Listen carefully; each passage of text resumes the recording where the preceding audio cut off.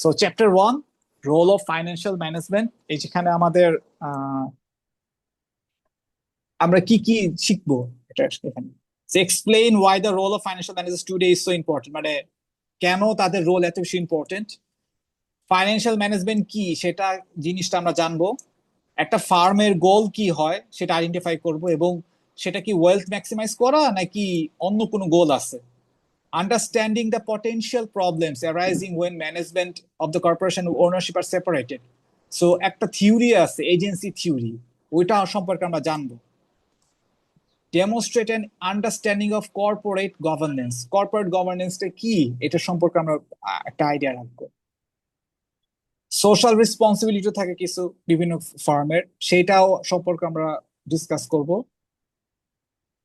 আচ্ছা, why should eye care about financial management, বা financial management পড়তেছি কেন, বা এটা নিয়ে আমরা কেয়ার কেয়ার কেন করতেছি। সো ফাইন্যান্সিয়াল ম্যানেজমেন্ট অ্যাকচুয়ালি ফিউচারের ওয়ার্ক প্লেসকে প্রিপেয়ার করে, মানে ওয়ার্ক প্লেসটা কিরকম হবে, কি হওয়া উচিত, এটা প্রিপেয়ার করে। আর কি, broadening expectation of financial knowledge and skill. এটা সেলফ এক্সপ্লেনেটরি, কারণ ফাইন্যান্স পড়তেছি তো of course financial knowledge and skill তো হইবেই, মানে এটা তো হ্যাঁ এটা বলার আর কিছু থাকে না। Use and understand financial terminology, এটাই বলছিলাম যে আমার কোর্স করলে ফাইন্যান্সিয়াল টার্ম গুলো আমি এমন ভাবে শিখাবো যেন you can talk with other people. যখন ফাইন্যান্স গাইরা একে অপরের সাথে কথা বলে, দে ইউজ ফাইন্যান্সিয়াল টার্মস, তখন আপনি বুঝবেন যে ও আচ্ছা সেটা বুঝাইছে, ও এটা ওইটা বুঝাইছে, সব তখন রিলেট যেন করতে পারেন। এইটাও আমার একটা টার্গেট, যে ফাইন্যান্স পিপলরা যখন কথা বলে, বা ফাইন্যান্সিয়াল এক্সপ্রেস একটা নিউজ পেপার আছে, ওটা যখন খুলবেন দেখবেন যে ফাইন্যান্স অনেক টার্ম লেখা থাকে, just because we do not know those term, এই জন্য কিন্তু আমরা পয়রা কিছু বুঝি না। ফাইন্যান্সিয়াল কিন্তু কালচারের সাথে পরিচিত করা। হ্যাঁ, ওই টার্ম গুলোর সাথে পরিচিত করা। যেরকম আপনি ইংলিশ লিটারেচার পড়ে আসছেন, লিটারেচার অনেক টার্ম আছে, যেরকম সিমিলে, রাইট? তারপর অ্যাসিমিলেশন, হ্যাঁ হ্যাঁ, এগুলা সিম্বলাইজেশন। কিন্তু আমাদেরকে বললে আমরা কিন্তু বুঝবো না, কারণ ওগুলো আপনারা ইউজ টু, আমরা ইউজ টু না। আচ্ছা ঠিক আছে, cross functional capabilities, critical thinking, এগুলো ডেভেলপ করা। So what is financial management, goal of the farm কি, কর্পোরেট গভর্নেন্স কি, এটা নিয়ে আমরা কথা বলবো। আচ্ছা, ফাইন্যান্সিয়াল ম্যানেজমেন্টে এখানে কনসার্নস কি, concerns the investment and financing and management of assets with some overall goal in mind. তো একটু দেখেন তো কথাটা এখানে কি নিয়ে কথা লিখছে। একবার বলছি ইনভেস্টমেন্ট, একবার বলছে ফাইন্যান্সিং, একবার বলছে ম্যানেজমেন্ট, তিনটা টার্ম মিস ম্যানেজমেন্ট করছেন। বলতে এখানে রিস্ক ম্যানেজমেন্ট বোঝাইছে না? আচ্ছা না, মানে না এখানে রিস্ক ম্যানেজমেন্ট বলে নাই। ম্যানেজমেন্ট বলতে বুঝাইছে আপনারা যখন কোনো কাজ বা কোনো টাস্ক করেন, ওই টাস্কটা হ্যাঁ, এফেক্টিভ এন্ড এফিশিয়েন্টলি হ্যাঁ, করলে, বা এফেক্টিভ এন্ড এফিশিয়েন্টলি করার জন্য যে প্রসেসটা ফলো করেন, ওইটাই management. Management itself is a theory, মানে এটা ফরম্যাট। একটা থিওরি। হ্যাঁ, এটা একটা ফরম্যাট, যে ফরম্যাটে আপনি ওই কাজটা এফেক্টিভ এন্ড এফিশিয়েন্টলি করতে হবে। আপনি ইদার চাইলে পুরোপুরি এফিশিয়েন্টলি করতে পারেন, অথবা চাইলে পুরোপুরি এফেক্টিভলি করতে পারেন, অথবা দুটো কম্বিনেশন করেও করতে পারেন। ঠিক আছে, এটা হচ্ছে ম্যানেজমেন্ট। কিন্তু কার, মানে শুধু ম্যানেজমেন্ট হলে হবে না। ফাইন্যান্সিয়াল ম্যানেজমেন্ট, ফাইন্যান্সিয়াল ম্যানেজমেন্টে ম্যানেজমেন্টটা হইতে হবে ইনভেস্টমেন্টেরও, আবার ফাইন্যান্সিং এরও। ইনভেস্টমেন্ট কি অ্যান্ড ফাইন্যান্সিং কি, এই দুইটা জিনিস আমরা চ্যাপ্টার 6 বা চ্যাপ্টার, হ্যাঁ চ্যাপ্টার 6-এ যা জানবো। ওখানে আমরা পোর্টফোলিও থিওরি পড়বো। ওইখানে আমরা একটা থিওরাম আছে, থিওরামটা হচ্ছে সেপারেশন থিওরাম। ইনভেস্টমেন্ট, মানে ইনভেস্টমেন্ট এন্ড ফাইন্যান্সিং এর মধ্যে একটা ডিস্টিংশন আছে।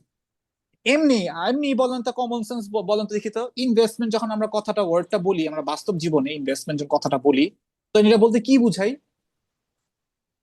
তো ইনভেস্টমেন্টে আমরা একটা গোল নিয়ে একটা কিছু, মানে আমাদের যা সম্পত্তি আছে ওটা হুম, একটা প্রজেক্টে খাটাই, যাতে একটা নির্দিষ্ট এক্সপেক্টেড আউটকাম আশা করি।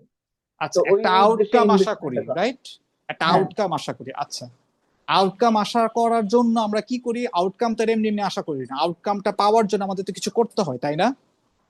হুম। কি করি তো ওই ক্ষেত্রে আউটকামটা আমরা খরচ কি, মানে ওই আউটকামটা যাতে আমাদের এক্সপেক্টেড আছে, তো ওই হিসেবে আমরা এফোর্ট গুলা খুব অর্গানাইজ ভাবে ইমপ্লিমেন্ট করি, আচ্ছা যাতে আচ্ছা, কোনো ভুল ভুল ভাল না হয়। আচ্ছা, এখন শুনেন, একটা জমি কিনলেন, হ্যাঁ? হ্যাঁ, জমি কিনতে কয় লাখ টাকা লাগে বা কত কোটি টাকা লাগলো? ধরেন মানে একটা জমি কিনলেন, কত টাকা পড়তে পারে? ধরেন 1 কোটি। আচ্ছা, 1 কোটি টাকা দিয়ে একটা জমি কিনছেন, কেন কিনছেন আমার বলেন তো? কারণ ওটা দিয়ে আমি একটা ওই 1 কোটি থেকে আমি আরো মানি আর্ন করতে চাই, মানে আরো আচ্ছা কিছু আচ্ছা প্রফেশিয়াল। আচ্ছা আচ্ছা আচ্ছা, ঠিক আছে, বুঝতে পারছি। সো আপনি এক্সপেক্ট করতেছেন আপনি যে 1 কোটি টাকার জমিটা কিনছেন, এটা ফিউচারের এটার ভ্যালু কি হবে? বাড়বে। অ্যাসেট বাড়াবো। হ্যাঁ, সো ভ্যালু বাড়বে, তাই না? হ্যাঁ, তো এটাই তো এক্সপেক্ট করতেছে। এই হ্যাঁ। এক্সপেকটেশনটা কি? যে অ্যাসেটের ভ্যালু বাড়বে বা জমির ভ্যালুটা বাড়বে। So, investment. আচ্ছা, বাড়বে, রাইট? হ্যাঁ, সো হ্যাঁ, সো এই আপনি যে 1 কোটি টাকা দিয়ে এখন কিনছেন, 1 কোটি টাকা দিয়ে অ্যাসেটটা যে কিনছেন, এই অ্যাসেটটা 5 বছর পর যদি সেল করেন তাহলে কত টাকা পাবেন? মোর দেন 1 কোটি, অ্যাটলিস্ট 2.5 কোটি বা 2 কোটি, তাই না? এই এক্সপেকটেশনটাই না? হ্যাঁ, আচ্ছা, এই এক্সপেকটেশনের জন্যই তো আপনি 1 কোটি টাকা এখানে দিচ্ছেন, তাই না? মানে হ্যাঁ, 1 কোটি টাকা ইয়া করছেন। এই যে আপনি এক্সপেকটেশন কি করতেছে, অ্যাসেটের ভ্যালু বাড়বে, তাই যে আপনি অ্যাসেটটা পারচেস করলেন বা অ্যাসেটটা কিনে ফেললেন টাকা 1 কোটি দিয়ে। সো এই এক হ্যাঁ, কোটি টাকাটা is not expense, it is an investment.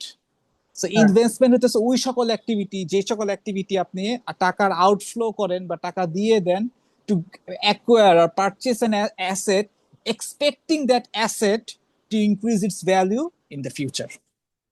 হ্যাঁ। জিনিসটা কি বুঝছি? মানে ইনভেস্টমেন্ট জি মানে কি? স্যার। জি স্যার।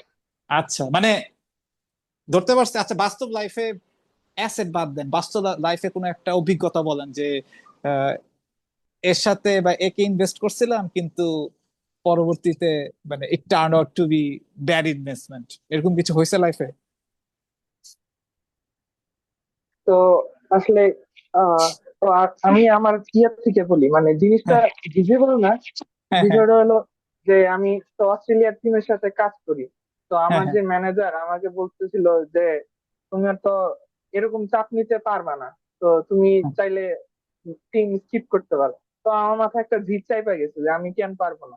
আমি একই আচ্ছা, সাথে দুইটা রোল করতে, মানে হার্ড ওয়ার্ক করতে চাই, অ্যাপ্রিসিয়েশন পাইতে চাই। তো হ্যাঁ ওই জন্য আমি অস্ট্রেলিয়া টিমের মানে যত পরিমাণ নিজের ইনভেস্ট করা যায়, নিজের এফোর্ট, টাইম এন্ড স্কিল ওভাবে দিছি। তো একটা টাইম পর ওদের থেকে একটা অ্যাপ্রাইজাল মানে মেইল আসছে, মানে হ্যাঁ হ্যাঁ। তো সিইও থেকে, তারপরে আমার স্টুডেন্ট সাপোর্ট ম্যানেজার থেকে, যে হুম হুম। তোমার এফোর্টে আমরা আসলে অনেক খুশি হয়েছি, তুমি অনেক হার্ড ওয়ার্ক করছো। তো ওই জিনিসটা দেখে আমার খুব খুশি লাগছে। তো আচ্ছা, ওর এই পর যে থেকে এই যে আপনার হ্যাঁ, ভ্যালু রাইজ হলো না, মানে ভ্যালু বাড়লো না? হ্যাঁ, so you expected, right? You expected that হ্যাঁ, before you invested yourself, isn't it? হ্যাঁ। আপনি এক্সপেক্ট করছিলেন যে আমার ভ্যালু ইনক্রিজ হবে, এই এক্সপেকটেশন থেকে তো আপনি তখন ইনভেস্ট করছেন নিজের টাইম বা নিজের হ্যাঁ, টাইম এফোর্ট সব নিজেকে, invest করছি। যাই হোক হ্যাঁ, সবকিছু। সো এখন এখন চিন্তা করেন বিষয়টা, আমি যেটা বলছি যে একটু এইসব থেকে বাইর হই, একটু ন্যাচারাল লাইফের কথা চিন্তা করি, যে মানে পার্সোনাল রিলেশনের কথা চিন্তা করি। অনেক সময় পার্সোনাল রিলেশনেও এক্সপেক্ট করি না যে টাইম দিলে বা এটা হইলে উইল গেট মোর বা will get at least will get more value out of it, কিন্তু কখনো কখনো কিন্তু হয় না অনেক সময়, তাই না? হুম। আমার সাথে এটা কয়েকবারই হয়েছে, এই জন্য আচ্ছা, আশা মানে ছাইড়া দিচ্ছি। মানে এই যে আমি হ্যাঁ, এক্সপেক্টেড ওয়ার্ডটা ইউজ করতেছি কেন? কারণ আই এম নট শিওর যে পাবো কি পাবো না, আই এক্সপেক্ট। হ্যাঁ। সো এই কথাটা মাথায় রাখেন আমরা যখন সামনে যাব। So I will be again talking about expected and required, এই দুটা জিনিসটা আমরা ইনভেস্টমেন্টটা কথা ওই বলবো। এক্সপেকটেশনের সাথে একদম ওতপ্রোত হ্যাঁ, ভাবে জড়িত। আছে, জি, আছে, এখানে জড়িত আছে। সো এইগুলো আমি এখন এই জিনিসগুলো এখন এক্সপ্লেন করবো না, এটা ভবিষ্যতে করবো। সো আমরা ইনভেস্টমেন্ট জিনিসটা বুঝতে পারছি। বুঝছি, রাইট? জি স্যার। আচ্ছা, ইনভেস্টমেন্ট কেন ওয়ার্ডটা ইউজ করি? কারণ অনেকে বলে যে আমি জমি কিনছি, আমার এতগুলো টাকা খরচ হয়েছে। না, কথাটা ভুল। জমি কিনছি, 1 কোটি টাকা খরচ হয় না, 1 কোটি টাকা ইনভেস্ট হয়েছে। বুঝতে পারছি। আচ্ছা, হ্যাঁ, তারপরে টার্মটা কি? ফাইন্যান্সিং। ফাইন্যান্স। ফাইন্যান্সিং করা কি?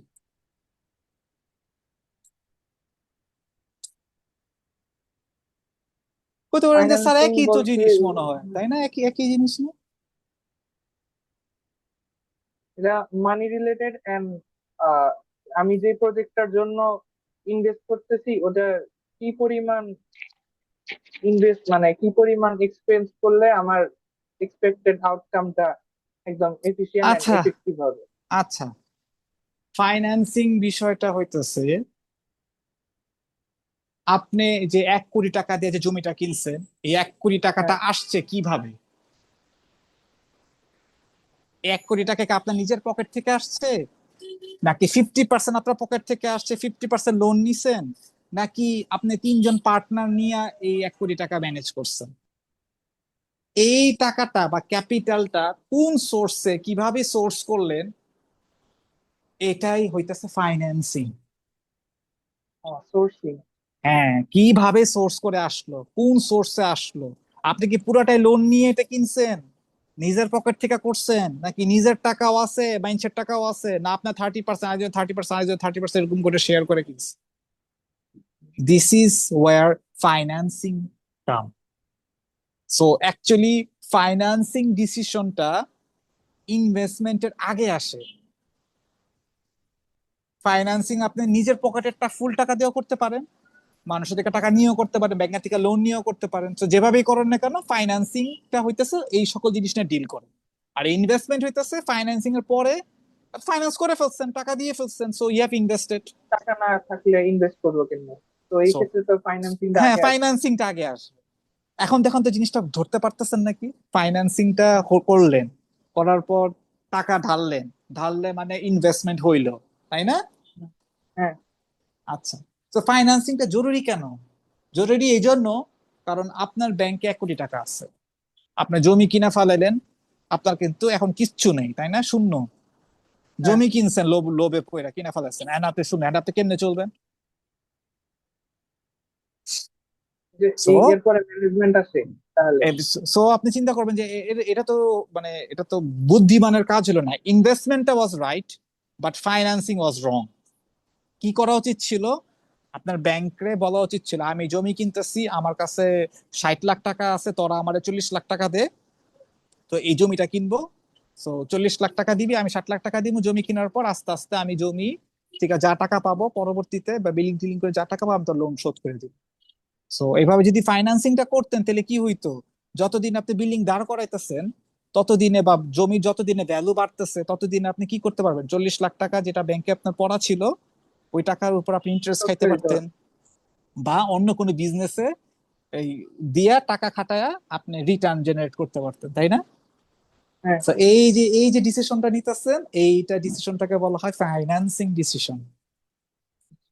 মোটামুটি মনে হয় বুঝতেছি যে এই যে মানুষজন যে কথা হ্যাঁ, বলে ইনভেস্ট, ফাইন্যান্স, এখন মনে ধরে ফেলাছে, ও আচ্ছা, ফাইন্যান্সিং বা ফাইন্যান্স বলতে বুঝাইতেছে তার টাকার সোর্স, বা টাকা কোন দিকে রাখবে, বা কোন চ্যানেলের থ্রুতে আসতেছে, কি করতেছে, এটা বোঝায়।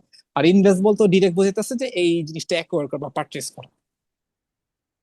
ধরছি কিছুটা? জি স্যার। আচ্ছা, তো এবার আসি ম্যানেজমেন্ট কি। এই যে আপনি অ্যাসেট ট্যাসেট আছে, এই যে ব্যাংকের সাথে লোন নিছেন, এটা করছেন, এটা করছেন, এই সবগুলা কাজটা আপনাকে ইফেক্টিভলি এফিশিয়েন্টলি ম্যানেজ করাটাই ম্যানেজমেন্টের কাজ। গা ছাড়া ভাব দিয়ে থাকলে হবে না, আপনাকে বুঝতে হবে কি করতেছেন না করতেছেন। হ্যাঁ, তারপর কাগজপত্র এগুলা রেডি করা, তারপর কোনো জায়গায় যাইতে হইলে, কোনো ক্লায়েন্টের সাথে মিট করতে হইলে, এগুলো অ্যাক্টিভলি এফেক্টিভ এফিশিয়েন্টলি এই জিনিসগুলোকে হ্যান্ডেল করা এই ম্যানেজমেন্টের কাজ, বা ম্যানেজমেন্ট এগুলো বুঝেছি। সো একজন ফাইন্যান্স ম্যানেজার বা ফাইন্যান্সিয়াল ম্যানেজমেন্ট এই সব কিছুই ডিল করে। আচ্ছা, এখন কেউ আমারে বলেন তো, ফাইন্যান্সিং, ইনভেস্টমেন্ট এই দুইটা টার্ম বুঝছি নাকি, বা একটু কোনো কনফিউশন আছে নাকি? জি স্যার। আচ্ছা স্যার, হুম। তাহলে সে আপনি যেমন বুঝলেন তাহলে ওই হিসাবে ফাইন্যান্সিং ফাইন্যান্সিং ডিসিশনটা আগে আছে, তারপরে ফাইন্যান্সিং, তারপরে ইনভেস্টমেন্ট, তারপরে ইনভেস্ট, ম্যানেজমেন্ট, এভাবে না? হ্যাঁ, হ্যাঁ আগে আসে। এখন তো আপনি বলতে পারেন যে তাহলে স্যার ইনভেস্টমেন্ট আগে কেন লিখছে, আগে কেন ফাইন্যান্সিং লেখা নাই, তাই না? মানে ইনভেস্টমেন্ট কোশ্চেন, হলো আর কি গোল আর কি, মানে ওর চাইতেছে ওই এই ইনভেস্ট তো করে। ধরে ফেলছেন, ইউর রাইট, কারণ ওইটাই তো গোল। সো হ্যাঁ আমরা কি আগে ফাইন্যান্সিং করি নাকি আমরা আগে ডিসিশন নিয়ে এখানে ইনভেস্ট করবো কি করবো না? আমরা যখন আগে ডিসিশন আগে নেই দেন আমরা, হ্যাঁ রাইট, হ্যাঁ যদিও ডিসিশনটা নেই আগে, কিন্তু ফাইন্যান্সিং অ্যাক্টিভিটিসটা কিন্তু আগে করতে হয়। ডিসিশন নেই যে এই জমিটা আমরা কিনবো, সো ইনভেস্টমেন্ট ডিসিশনটা আগে হয়, কিন্তু ইনভেস্টমেন্টের প্রসেস আগে হয় না। প্রসেসটা আগে হয় ফাইন্যান্সিং এর, তারপরে ইনভেস্টমেন্টের প্রসেসটা হয়। বাট ডিসিশন আমরা নেই যে ফার্স্টে নেই, কারণ আপনাকে তো ডিসিশন নিতে হবে যে আপনি ইনভেস্ট করবেন কি করবেন না। ডিসিশনটা আগে নিয়ে নিচ্ছেন, নেওয়ার পরে দেন মানে ইউ থিঙ্ক কনক্লুশনে অ্যাবাউট আসতে পারবো না। হাউ শুড আই হ্যাঁ ফাইন্যান্স মাই ক্যাপিটাল, রাইট? হ্যাঁ তারপর যখন ফাইন্যান্স হয়ে যায় দেন ইনভেস্টমেন্ট প্রসেসটা হয়ে যায়। ইনভেস্টমেন্ট হ্যাঁ। প্রসেসটা হলে now need to manage it, শেষ। This is how financial management takes place. Sikdar সাহেব, কনসেপ্ট ক্লিয়ার? উনি মনে হয় চলে গেছে বা ক্লাস অন করে নাই, না আছে তো। ওই যে অ্যান্সার নাই তো না। আহ শুনেন, রেকর্ড হচ্ছে, আমি কিন্তু রেকর্ড দিব না কাউকে, রেকর্ড এটা আমার জন্য। যাই হোক, উনি আসে নাকি চেক করি, সো নাই উনি কি, যাই হয়তো হোক। খেয়াল করতেছে, হয়তো প্রসেস করতেছে, সমস্যা নেই স্যার, আপনি বুঝেন। ফার্স্ট ক্লাস তো অনেকে catch করতে একটু টাইম লাগে। আমারই তো অনেক গ্যাপ গেছে, তাও আমি চেষ্টা করতেছি অ্যালাইনমেন্ট ঠিক রাখতে। আমার আমার সাথে কথা বলে আমার কথা শুনলে কোনো প্রবলেম হবে না, উনি মনে হয় অন্য হ্যাঁ কোথাও ওইটাই। গেছে, যাই হোক এটা। আচ্ছা, meaning. So financial management means planning, organizing, directing, and controlling the financial activities such as procurement and utilization of funds of applying enterprise. It means applying general management principles of the financial. আমার কথাটাই তারা বইয়ের নলেজে লিখছে। ওই যে financial decision যেটা বললেন ওইটাই। হ্যাঁ হ্যাঁ, এইগুলো এসে লেখছে এই জায়গায় বইয়ের নলেজে, কিন্তু এইটা যদি আমি আগে বলতাম তাহলে কিছুই বুঝতাম যে আরে স্যার এগুলো কি হিবিজি মাথার হিবিজি উপর দিয়ে। হিবিজি লেখছে। কিন্তু এখন যদি পড়েন, ও আচ্ছা হ্যাঁ ওইটাই তো মিন করতেছে, আচ্ছা এটাই তো মিন করতেছে, ইজন্ট ইট? হ্যাঁ আচ্ছা যাই হোক। আচ্ছা, এই যে investment decisions, most important of three decisions: what is the optimal firm size, what specific assets should be acquired, what assets should be reduced or eliminated। দেখি কি বলছে। ফাইন্যান্সিং ডিসিশন হইতেছে, আচ্ছা এগুলাতে যাওয়ার আগে, যে বললাম না ইনভেস্টমেন্ট ডিসিশন আমরা কি বলি, কোনো কোনো কিছু কিনবো কি কিনবো না, কোনো কিছু হুম, বেচবো কি বেচবো না, সো এগুলো সব ইনভেস্টমেন্ট রিলেটেড।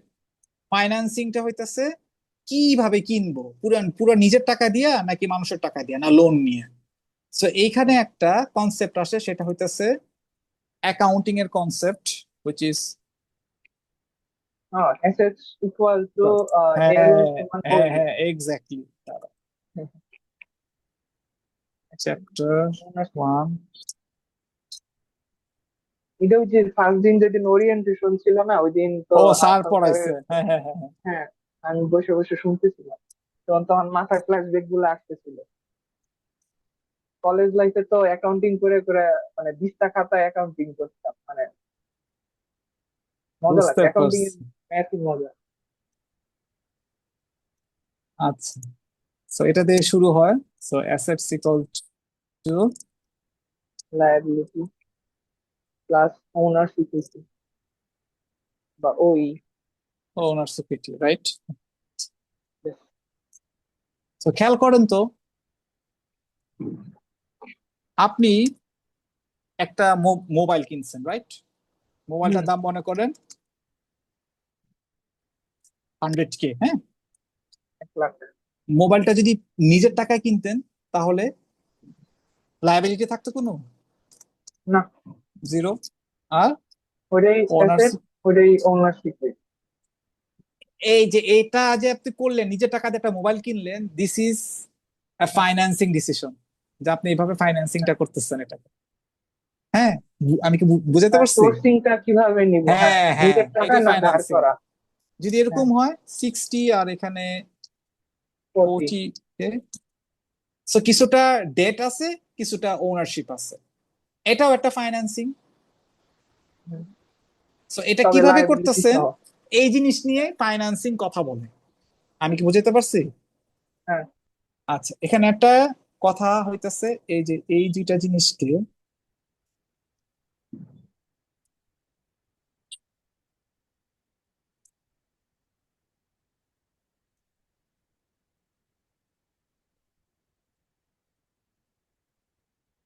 লাইবিলিটির তো আবার ভ্যারিয়েশন আছে।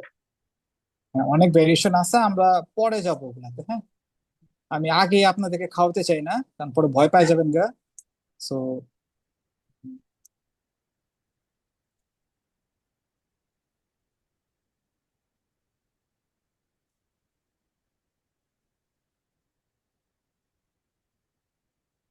উপর দিয়ে দিই।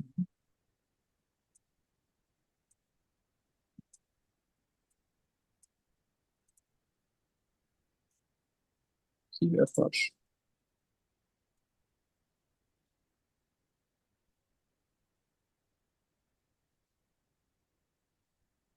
সো এই দুইটাকে বলা হয়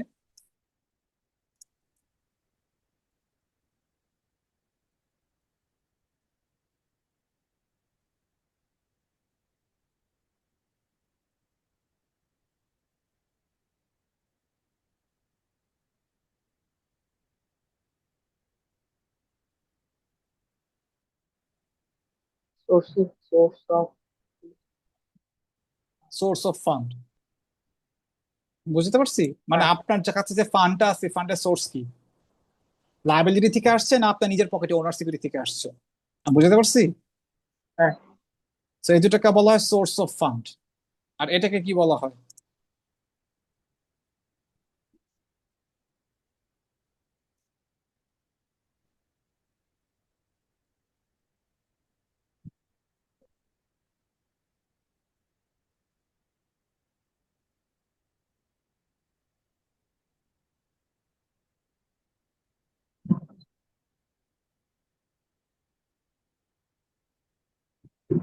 অ্যাসেটটা তাহলে ইনভেস্টমেন্ট। না, ইনভেস্টমেন্ট বলতে পারবেন না, এটাকে বলা হয় ইউজ অফ। আপনার ফান্ড কো ইউজ করছে, ইজন্ট ইট? হুম। আপনার এই দুটো তো সোর্স, দুইটা মিলেই আর অ্যাসেট এটা কি? হচ্ছে। তো হ্যাঁ, ওই হ্যাঁ, ক্ষেত্রে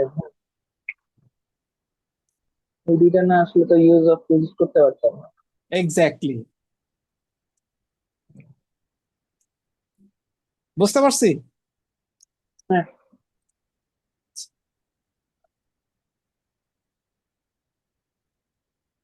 সো কোন মিক্সিংটা বেস্ট ফাইন্যান্সিং মিক্স, মানে কত পার্সেন্ট আমি ডেট রাখবো, কত পার্সেন্ট আমি ইকুইটি রাখবো, কোনটা বেটার হবে, কোনটা বেস্ট হবে, এটা বুঝা। ডিভিডেন্ড পলিসি কি, এগুলো আমরা যত চ্যাপ্টার যাবে সামনে এগুলো বলবো। How will funds B physically acquired, funds গুলো কিভাবে অ্যাকোয়ার্ড করা হবে, এগুলো আমরা যত সামনে যত আগাবো তত আমরা বুঝতে পারবো, এখানে এক্সপ্লেন করলে বুঝতে পারবো না। আচ্ছা, asset management decision. Asset manage কিভাবে করে দেখি তো, মাত্র আমরা দেখে আসলাম না অ্যাসেট কই, অ্যাসিড অ্যাসেট এখানে। সো অ্যাসেটের আন্ডারে কিছু কিছু এলিমেন্টস আছে। কি কি এলিমেন্ট আছে আমরা কি জানি? দুই টাইপের হয়। তার নগদ, কারেন্সি, নগদ। হ্যাঁ, হ্যাঁ, হ্যাঁ, তার- রাইট। তারপরে যে একটাকে একটা বলে কারেন্ট কারেন্ট অ্যাসেট, আরেকটা হইতেছে ফিক্সড অ্যাসেটস, অ্যাসেট, মানে ওর পার্মানেন্ট ইয়াগুলো, ফিক্সড ওর অ্যাসেট। ফিক্সড অ্যাসেট, অথবা আরেকটা নাম হইতেছে নন কারেন্ট অ্যাসেটস। হ্যাঁ, এই যেমন সাপ্লাই, লাইট, ফ্যান, ওগুলা ফিক্সড কারেন্টের মধ্যে পড়ে, ফিক্সড অ্যাসেট। আচ্ছা। কারেন্ট অ্যাসেটের নেচার কি? কারেন্ট অ্যাসেট হইতেছে লিকুইড। ম্যাচুরিটি রেটি হবে less less or equal to less or equal to 1 ইয়ার। ঠিক আছে, যেই অ্যাসেটের ম্যাচুরিটি লেস দেন 1 ইয়ার অথবা ইকুয়াল টু 1 ইয়ার, সেগুলো সব কারেন্ট অ্যাসেটের আন্ডারে। যেরকম ক্যাশ, ক্যাশ। Accounts receivable. এটা ওই যে বাংলায় প্রাপ্য হিসাব বলে না? আমি আই ডোন্ট নো, ও আচ্ছা। হইতে পারে, আমি জানি না। আমি যেটা জানি না আমি না সরাসরি বলে ধরেন দেবো আমি কিছু জানি না। ইয়ে করলাম, মানে টাকা পাবো, এটারে বলে বলতো বাংলায় হ্যাঁ, প্রাপ্য পাবো, তাহলে হিসাব। তাহলে ওইটাই প্রাপ্য হিসাব, তাহলে ওইটাই হবে এখন প্রাপ্য, মানে I am suppose to receive. আচ্ছা ঠিক আছে, প্রাপ্য মানে কি আমি পাই, তাই না? রিসিভেবল হ্যাঁ, হইতেছে রিসিভ করি পাই নাই, নাই কিন্তু করার পাবো কথা, ওইটা। হ্যাঁ পাওয়ার কথা, এটাই, হ্যাঁ, রাইট ক্যাশ রাইট। ইনকাম হিসেবে করা। তাহলে তাহলে ঠিক আছে। আচ্ছা, ক্যাশ, অ্যাকাউন্টস রিসিভেবল, আর কি আছে? সাপ্লাইজ, সাপ্লাইজ তো সাপ্লাইস, যেমন কাগজ আর কলম। হ্যাঁ আর হ্যাঁ, কি হইতে ওগুলোর পারে? মধ্যে ইনভেন্টরি হইতে পারে, আর কি হইতে পারে? আর কি। শর্ট টার্ম ডিপোজিট হইতে পারে, ব্যাংকে ডিপোজিট করে রাখছে শর্ট টার্মের জন্য, লেস দেন 1 ইয়ারের জন্য, ওগুলাও হইতে পারে। আর কি হইতে পারে? তো এরকম হাবি জাবি অনেক কিছু হইতে পারে ইটিসি। তো এগুলো হ্যাঁ, যত ছোট ম্যাথ ছোট করবো তত ওগুলা হিসাব অনেক ছোট ছোট তো হাবি জাবি অনেক কিছু আছে, ওগুলো আমরা নিশ্চয়ই আচ্ছা। পাবো। ওগুলা যে আর মানে কারেন্ট অ্যাসেট দেখলে বোঝা যায়, আমি জানি ম্যাথ ইয়ে করতে। আচ্ছা, এখানে কি, এখানে ম্যাচুরিটি হইতেছে, মোর দেন 1 ইয়ার। হ্যাঁ 1 দেন 1। তো একদম শর্টকাট হইতেছে পিপিই। পিপিই মানে property comma plant and equipment. যেমন ইলেকট্রনিক্স এর দোকান ব্যবসা হলে, ইলেকট্রনিক্স বিজনেস হলে পিসি, তারপরে সিপিইউ, এগুলা হ্যাঁ হলো ইকুইপমেন্ট, এগুলো সবই ফিক্সড অ্যাসেট equipment। বা নন কারেন্ট অ্যাসেট, রাইট? আচ্ছা, এই হ্যাঁ, প্রপার্টি প্ল্যান্ট এন্ড ইকুইপমেন্ট এগুলো সবই পড়ে। আর কি পড়তে পারে?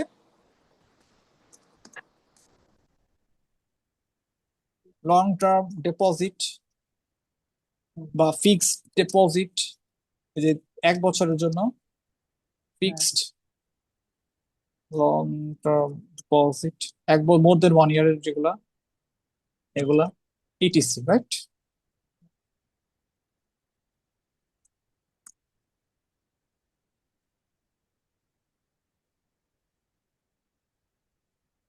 তো এগুলো অ্যাসেট।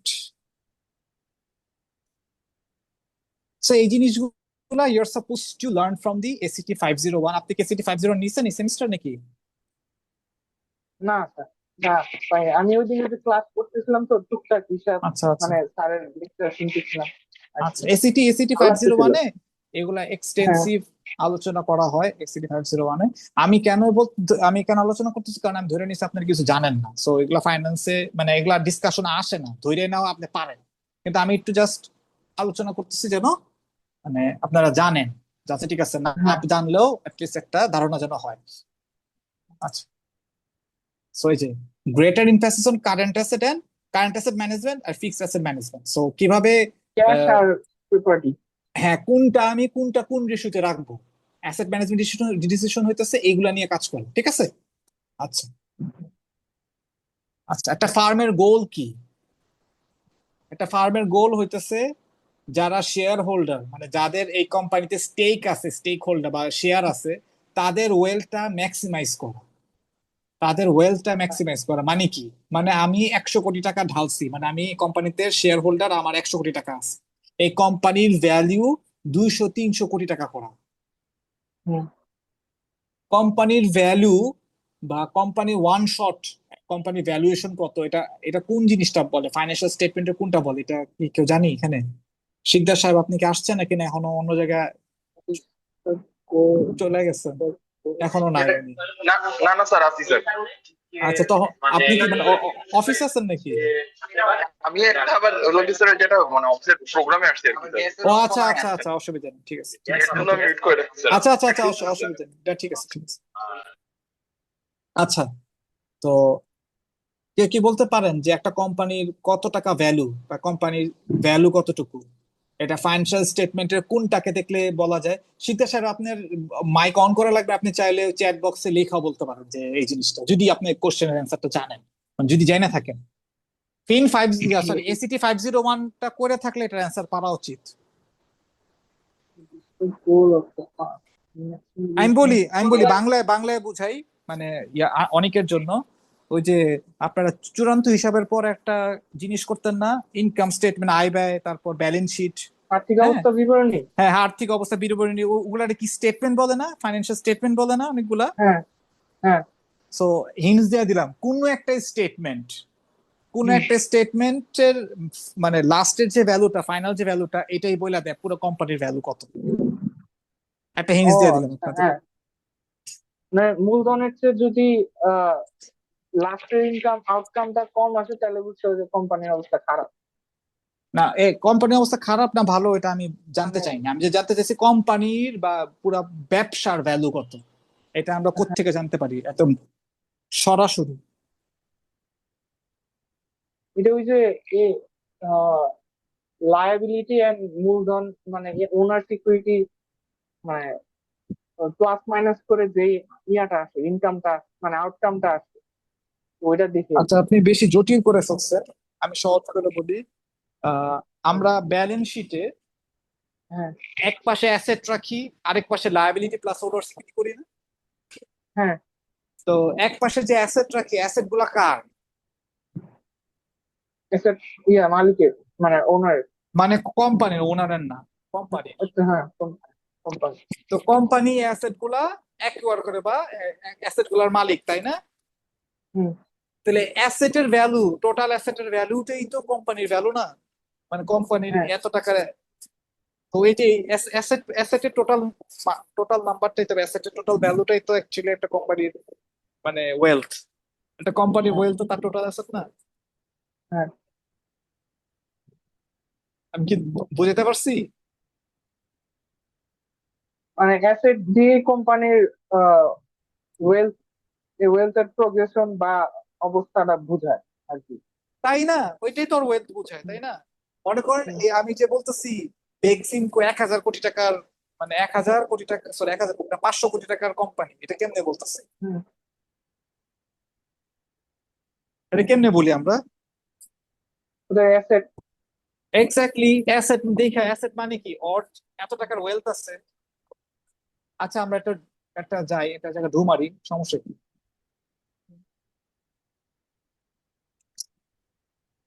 মনে করেন বেক্সিমকো, হ্যাঁ, তো ফার্মা ফাইন্যান্সিয়াল স্টেটমেন্ট মনে করেন 24, হ্যাঁ, অ্যানুয়াল রিপোর্ট, ঠিক আছে।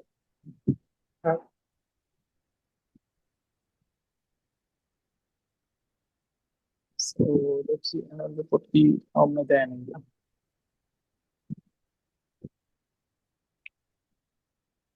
কমলা কালার। হ্যাঁ, এটা বুঝতে হবে। দেখি, এই যে। তো এগুলাতে অ্যাসেটের ভ্যালু দেয় তুমি, তো ফাইন্যান্সিয়াল স্টেটমেন্টে চাইতে হবে।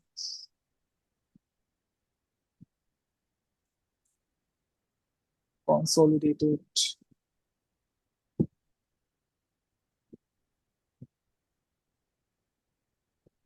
আচ্ছা এই যে, এই যে এটা এই যে, এই কারেন্ট যে, অ্যাসেট। এটার মানে কি? কারেন্ট অ্যাসেট, টোটাল অ্যাসেটের কথা বলতেছি, এটার মানে কি? টোটাল অ্যাসেটের ভ্যালু, এটার অর্থ কি? ওয়েলথ। দেখছেন তো কত এই কত। যে, হ্যাঁ, এই সবকিছু সে অ্যাকোয়ার করে না, সবকিছু তার না? হ্যাঁ, হ্যাঁ, তাহলে এই সবকিছু সে ওন করে, এটাই তো তার ওয়েলথ, তাই না?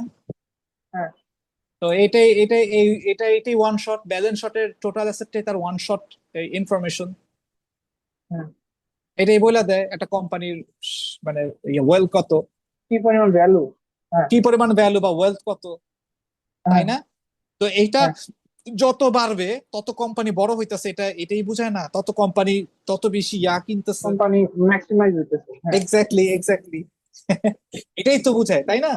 এবং এটাকে দেখেন, এই জিনিসটাকে হেল্প করে কারা, এই জিনিসটাকে, এটা তো use of fund, source of fund কারা কারা, দেখেন তো, এই টোটাল ইকুইটি এন্ড, লায়াবিলিটি।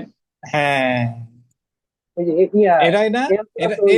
হ্যাঁ, এরাই না, এরাই না। হ্যাঁ। তো এই দুইটা না বাড়লে কি এটা বাড়ে? ওই দুইটা মিলা সম্ভব? মানে হ্যাঁ, এই দুইটা মিলেই তো বাড়তেছে, ব্যালেন্সে তাই না? রাখে। হ্যাঁ, হ্যাঁ, হ্যাঁ, এই দুইটা মিলেই বাড়াইতেছে না, এটা তো এটা যত বাড়তেছে হ্যাঁ। তার মানে কি, এই দুইটা যে কোনো একটা বাড়তেছে। কোম্পানি নিট ভ্যালু বাড়তেছে। এক্স্যাক্টলি, মানে মানে জিনিসটা কি ফিল করতে পারতেছি যে কেমনে এই জিনিসটা মানে রিলেটেড এখন কিভাবে? বুঝতেছি ওই তখন ইয়াটা ওহ, মানে খালি খালি দেখায়, মানে লাগতেছিল, মাথার বাট উপর দিয়ে। এখন একটু ইয়ে হইতেছে না যে, আচ্ছা ঠিক আছে, তার মানে ও কথার অর্থ বুঝছি। বুঝতে পারতেছি। হ্যাঁ। এবং এই টোটাল ইকুইটি বাড়ে ইদার আপনি যদি টাকা নিজে ঢালেন, ইনভেস্ট করেন কোম্পানিতে বেশি বেশি করে, অথবা টোটাল ইকুইটি বাড়ার আরেকটা ওয়ে হইতেছে এই যে রিটেন আর্নিংস এর অংশটা দিয়ে। রিটেন আর্নিংসটা কোথেকে পাই? রিটেন আর্নিংস আমরা পাই ইনকাম স্টেটমেন্টের এই লাস্টের থেকে, এখান থেকে রিটেন করি। এই যে ইনকাম স্টেটমেন্টে যা হয়, এটা কি লস টস করছে নাকি? আই হাই, মাইনাস লস করছো। ক্যাপিটাল প্রজেক্ট লস করতে হয়তো ওগুলারই লস লস করছে। বা এক্সপেন্স না, ইয়া এই যে ফাইনান্সিয়াল লস। ভালো ভালো লস করছে। অ্যাডমিনিস্ট্রেটিভ এক্সপেন্স, ফাইন্যান্সিং কস্ট অনেক হাই ছিল। হুম। আচ্ছা, আমরা এগুলা শিখবো পরে, হ্যাঁ। আমি খেয়াল করি না, এটা জিনিসটা খুবই ইন্টারেস্টিং লাগছে। যাই হোক, সো লস করছে, লস করলে রিটেন আর্নিংস করাটা কষ্টকর হয়ে যায়। মানে টোটাল নেট প্রফিটের একটা অংশ রিটেইন করে, আরেকটা অংশ শেয়ার হোল্ডারদের মধ্যে, মানে যারা শেয়ার কিনে রাখছে তাদের মধ্যে ভাগ করে দেয়। তো যে অংশটুকু রিটেইন করে ওই অংশটুকু যা যোগ হয় কই, ওনার্স ইকুইটিতে রিটেইন আর্নিংস যে ইয়াটা এইখানে, এইখানে যে অ্যাড হয়ে যায়, ওই অংশটুকু এখানে যে অ্যাড।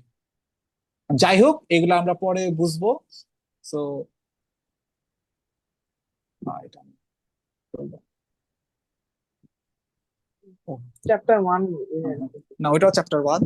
সো বুঝতে পারছি ম্যাক্সিমাইজ শেয়ার হোল্ডার ওয়েলথ হ্যাঁ, অ্যাকচুয়ালি কি কি বুঝাচ্ছে। So value creation occurs when we maximize the share price for current shareholders।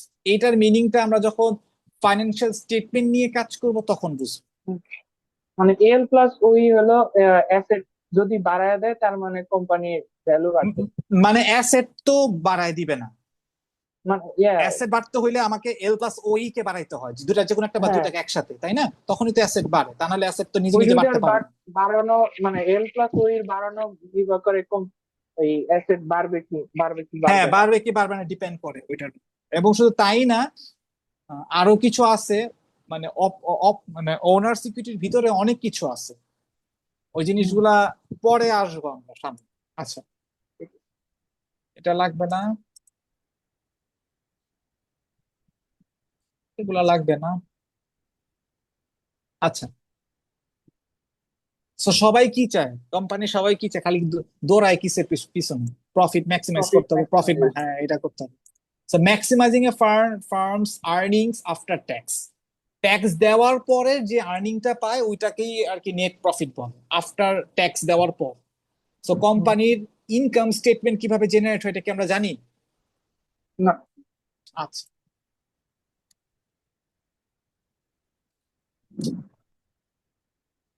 না জানা থাকলে এটা তো খাতায় আমরা কাইন্ডলি নোট করবো, ঠিক আছে? ইনকাম স্টেটমেন্ট কিভাবে হবে, হ্যাঁ? এটা ম্যাথ না। না না না, ম্যাথ না, ইনকাম স্টেটমেন্টের স্ট্রাকচার দেখাচ্ছি আমি, ঠিক আছে? আচ্ছা, ইনকাম স্টেটমেন্ট মানে কি? আয় ব্যয়, তাই না? এটা হুম, আরেক নাম হইতেছে প্রফিট এন্ড লস। এটা মেবি অ্যাকাউন্টিং এ আছে আইবে। হ্যাঁ হ্যাঁ, এগুলা এগুলা অ্যাকাউন্টিং এরই জিনিস, আমার এখানে এগুলো এক্সপ্লেন করারই কথা না, আমি জাস্ট এক্সপ্লেন করতেছি মাথার যে ভাষা ভাষা আসছে আসছে একটু। আচ্ছা আচ্ছা মানে আচ্ছা, ইট উইল হেল্প, হ্যাঁ। আচ্ছা, ইনকাম স্টেটমেন্ট মানে আয় ব্যয়। ব্যবসা শুরু হয় কি দিয়া?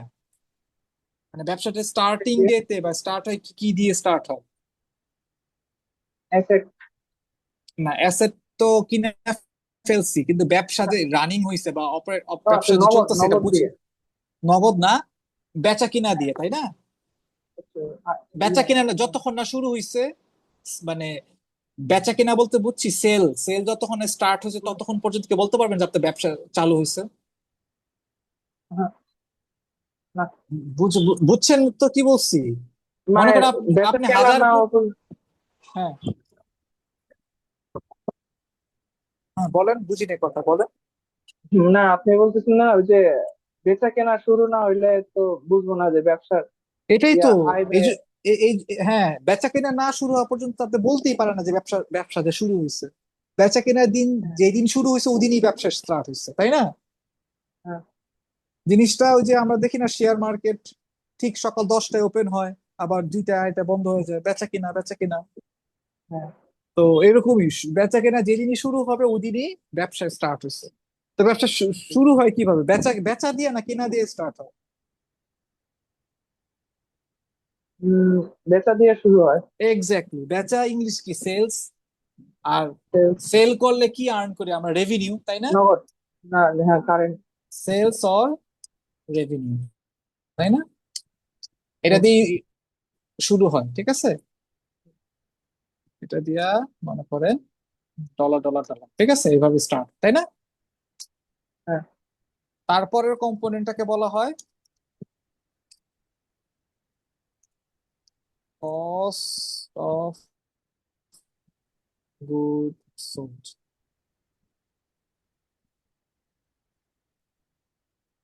কস্ট অফ গুড সোল্ড বলতে আমি যে পণ্যটা বা যে সার্ভিসটা সেল করছি সেটার পিছনে আমার কি খরচ হয়েছে সেই খরচটাকে আমার মাইনাস করতে হয়। Cost expensive. ওইটা আমরা হ্যাঁ, বলবো না, আমরা কস্ট অফ গুডস সোল্ড যেটাকে শর্টকাটে বলা হয়। হ্যাঁ, মানে বেচার আগে তো আমাদের কিনতে সিওজিএস। হয়েছে, কিনে ওটা বেচছি। তো ওটা কি না কি ওইটা ওইটা না, মানে এটা অ্যাকচুয়ালি অন্য টাইপের জিনিস, ওইটা আমরা পরে আলোচনা করবো, এগুলো সব অ্যাকাউন্টিং এ ডিসকাস করে, আমি এখানে ডিসকাস করতেছি না। So cost of goods sold হইতেছে এই যে আমি সেল করছি, সেল করার আগে আমার এই গুডস বা হ্যাঁ, সার্ভিসটার পিছনে অনেক কিছু খরচ করতে হয়েছে না, এটার প্রসেস করতে হয়েছে, এটার অনেক কিছু করতে হয়েছে। হ্যাঁ, এটা তো হঠাৎ, মানে হঠাৎ করে এসে আমি সেল করি নাই, এটার পিছনে প্রসেসিং আছে, এটার পিছনে অনেক কিছু আছে, রাইট? সো কস্ট হ্যাঁ, অফ গুডস সোল্ড এটাকে আমার লেস করতে হয়, সো এটা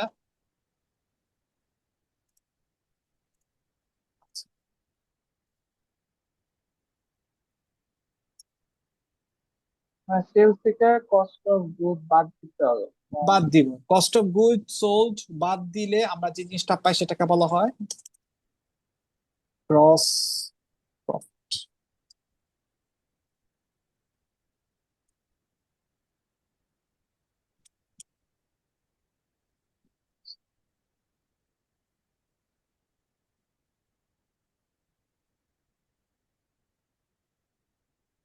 ঠিক আছে, হ্যাঁ, সেলস ও রেভিনিউ থেকে cost of good sold minus করলে আমরা যেটা পাবো গ্রস প্রফিট পাই।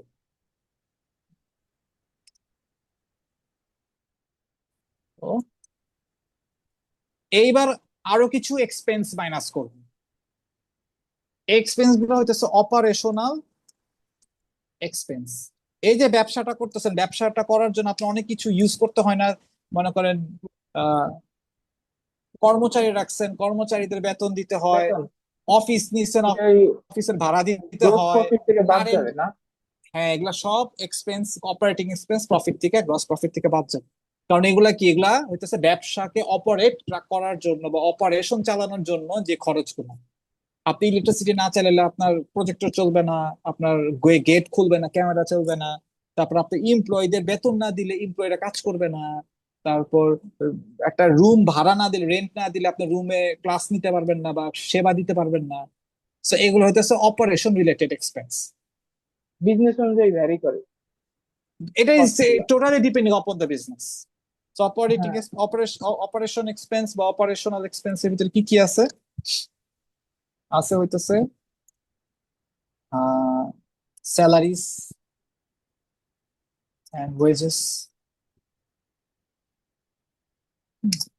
তারপর আছে আর ইউটিলিটি কি কি? বিল। Utility bill. হ্যাঁ, আসতেছে। সো ইউটিলিটিস এক্সপেন্স, তাই না? তারপর মনে করেন আছে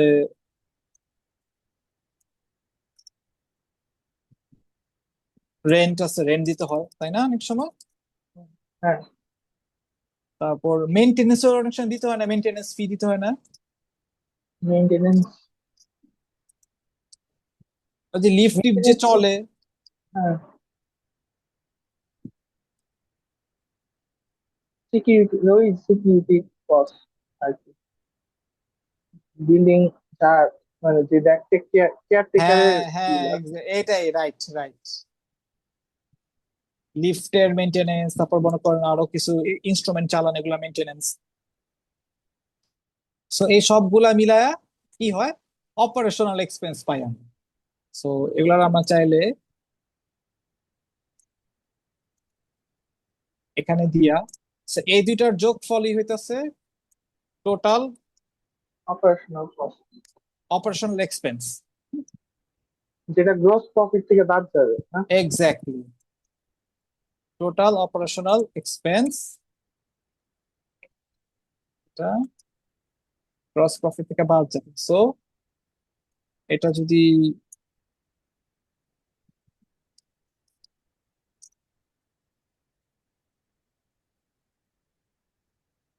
এক হয়, এটা দুই, হ্যাঁ।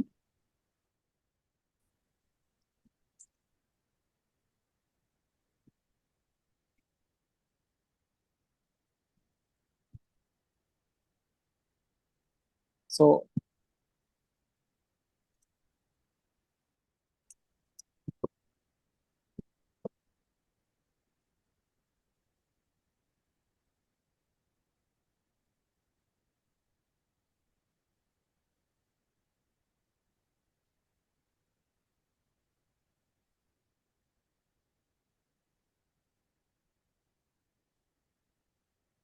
তো গ্রস প্রফিট থেকে যদি টোটাল অপারেশন এক্সপেন্স মাইনাস করে, তাহলে কি পাবো আমরা? নিট নিট প্রফিট, এখনো না, এখনো না। আরো ইয়া বাদ। Operating profit.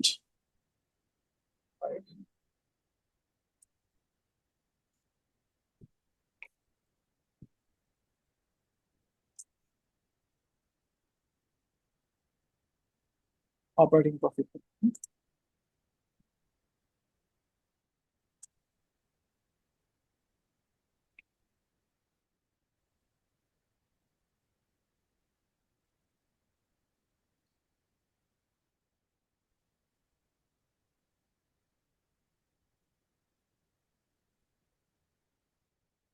তো এই অপারেটিং প্রফিটের পর আমরা যদি কোনো লোন টোন নিয়ে থাকি, ব্যাংক থেকে লোন নিয়ে থাকি বা কারো থেকে যে লোন নিয়ে থাকি, এটা লোনের এগেনস্টে মাইনাস আমাকে কি যাবে, দিতে হয়? কি দিতে হয়? লোন নিলে ওটার এগেনস্টে কি দিতে ক্যাশ, হয়? Cash interest, interest. ইন্টারেস্ট যেটা, সো ইন্টারেস্ট এক্সপেন্স, তাই না? ইন্টারেস্ট তাহলে ওটা পার্সেন্টেজ বের করে মাইনাস করতে হবে না? হ্যাঁ, মাইনাস কত এক্স, মানে এখানে যা যখনই এক্সপেন্স লিখবো সব মাইনাস করবো। শুধু না, দেখো, ধরেন ইন্টারেস্টের ক্ষেত্রে ইয়ে দেওয়া আছে না, মানে পার্সেন্টেজ, ইন্টারেস্ট কি পার্সেন্টেজ টাইপে আসে? হ্যাঁ কিন্তু ওটা তো এখানে মানে মানুষ তো একটা ইন্টারেস্ট নেয় না, কোম্পানি, বড় বড় কোম্পানি তো অনেক জায়গাতে ডিফারেন্ট ডিফারেন্ট ইন্টারেস্ট এক্সপেন্স নেয়, ও হ্যাঁ, ইন্টারেস্ট নেয়। ওকে। তো ডিফারেন্ট ডিফারেন্ট পার্সেন্টেজের জন্য আমরা তাদের ভ্যালু ক্যালকুলেট করবো, ওই ভ্যালু গুলার আমরা কি করব, যোগ করে একটা একটা এক্সপেন্স বানাবো। মনে করো আমি দশ একবারে জায়গা থেকে লোন নিচ্ছি, 10 জায়গা থেকে লোন নিচ্ছি, তো 10 জায়গার রেট তো সেম না, আলাদা আলাদা। তো 1 মাস বা 1 বছর যাওয়ার পর ওই 10 জায়গা থেকে আমার কত টাকার ইন্টারেস্ট এক্সপেন্স বা ইন্টারেস্ট জমা হয়েছে, ওইটা আমি যোগ করে টোটাল ইন্টারেস্ট এক্সপেন্স বের করবো, ওইটা আমার এখানে আমি ডিডাক্ট করবো। আমার মনে হয় বুঝতে পারছি, রাইট? হ্যাঁ, আমি ওটাই বলতেছিলাম।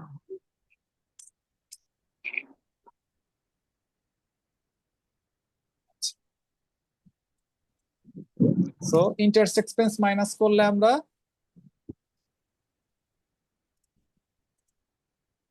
একটা আইটেম পাবো, আইটেমের নাম আমি বললাম না, কেন বলিনি একটু পর পরে বুঝতে পারবো। সো আইটেমটা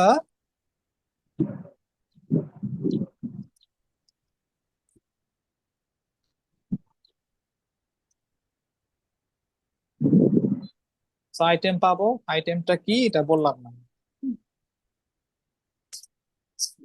তো ইন্টারেস্ট মাইনাস করার পর আর কি করতে হয়? গভর্নমেন্টের ট্যাক্স দিতে হবে না? হুম, সো ট্যাক্স এক্সপেন্স।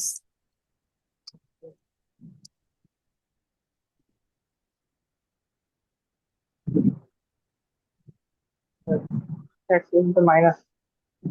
মাইনাস হবে।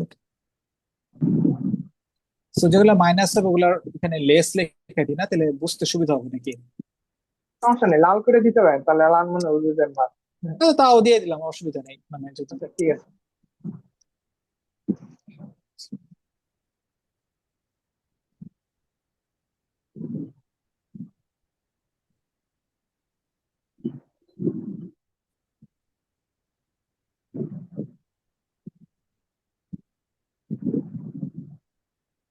ট্যাক্স এক্সপেন্স তো লেস হবে। এটা লেস করতেছে।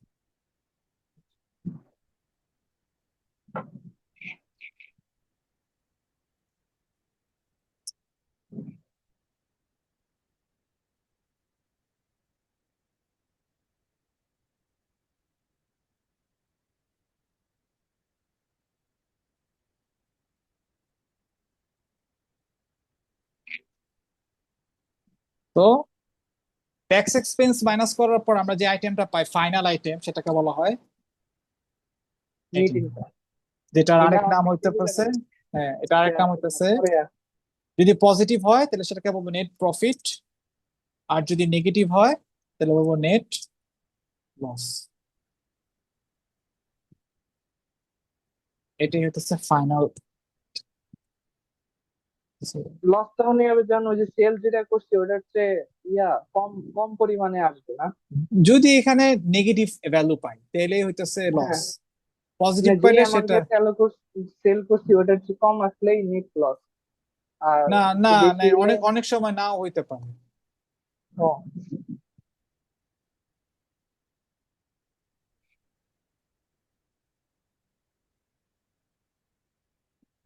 স্যার এই যে ওই আইটেম নাম কি যেটা বলতেছিলেন? গুড, মনে আছে জিনিসটা কি, ইচ্ছা করে সাসপেন্ড আমি রাখছি। এটা নিশ্চয়ই ইনকাম টাইপের কিছু, কারণ এটা প্লাস। আচ্ছা, সো লাস্টেরটা হচ্ছে নেট ইনকাম, হ্যাঁ হ্যাঁ। লাস্টের ইনকাম, নেট ইনকাম কেমনে পাইছি, ট্যাক্স মাইনাস করে, তাই না? হুম, তার মানে এইখানে যে আইটেমটা ছিল সেখানে ট্যাক্স ছিল, এটার ভিতরে ট্যাক্স আইটেম তো বাদ দিইনি এই জায়গাটা, তাই না? হুম। তো এই জায়গাটাকে আমরা তখন বলবো আর্নিংস বিফোর ট্যাক্স। ট্যাক্স, হ্যাঁ আর্নিংস বিফোর ট্যাক্স, যেটা লাস্টে আরেক নাম যেহেতু বাদ হইতেছে দিছি তার মানে ইবিটি। ট্যাক্স। হ্যাঁ, এটা যদি আগেই বলে ফেলাতাম তাহলে তুমি বুঝতা না যে আর্নিংস বিফোর ট্যাক্স মানে ট্যাক্স কই মাইনাস করলাম। ট্যাক্স বের করার পরে সেটা বুঝলাম যে কিছু একটা ছিল যেটা হ্যাঁ ট্যাক্সের হিসাব নিছে। হ্যাঁ, এই জন্য এটাকে বলা আর্নিংস বিফোর ট্যাক্স। ঠিক তেমনি ভাবে আর্নিংস বিফোর ট্যাক্সের আগে আমরা ইন্টারেস্ট মাইনাস করি, তো আর্নিংস বিফোর ট্যাক্স পাইছি, তাই না? তাহলে ইন্টারেস্ট এক্সপেন্স মাইনাস করার আগে আমরা অপারেটিং প্রফিট যে পাইছি এটার তাহলে আরেকটা নাম আছে, দেখি ধরতে পারো নাকি? Operating profit before interest. Interest and interest যেহেতু বাদ। Tax expense, isn't it? হ্যাঁ,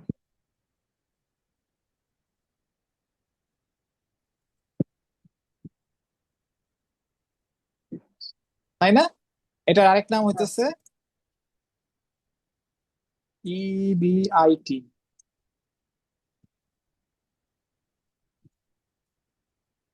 এটা ফাইন্যান্সিয়াল মানে ফাইন্যান্সিয়াল টার্ম না? ইবিআই কিভাবে হ্যাঁ, আর ইউজ করে? ইবিআইটি, এক্স্যাক্টলি ফাইন্যান্সিয়াল টার্ম, এগুলো এগুলো ফাইন্যান্সিয়াল টার্ম।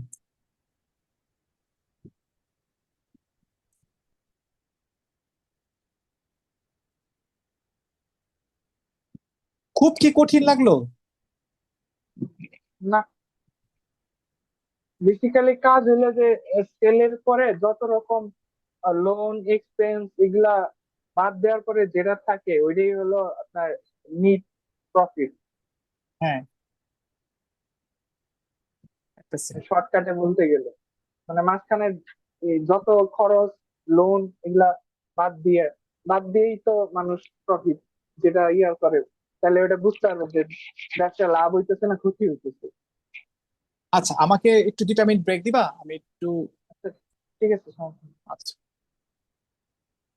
তো আর্নিংস আফটার ট্যাক্স হইতেছে এই নেট ইনকাম যেটা পাই, কজ এই নেট ইনকামের আর্নিংটা হইতেছে আফটার ট্যাক্স, আমরা ট্যাক্স পে করার পরে আমরা যেটা পাই, ঠিক আছে? এটাই আমরা এখানে পাইছিলাম।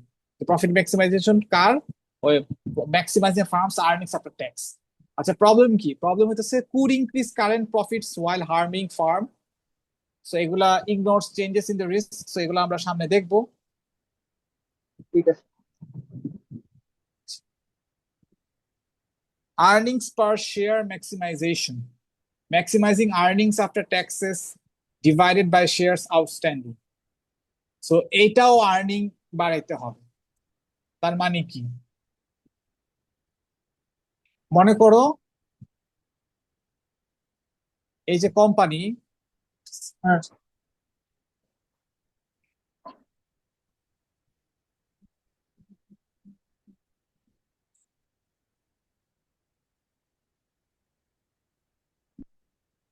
একটা সেকেন্ড, আমার একটা ফোন আসছে।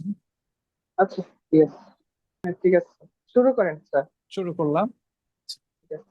সো এই যে লাস্টে যে আমরা নেট ইনকামটা পাই, এটা নিয়ে একটা কাজ আছে। আফটার ইনকাম ট্যাক্স, হ্যাঁ এটাই earning।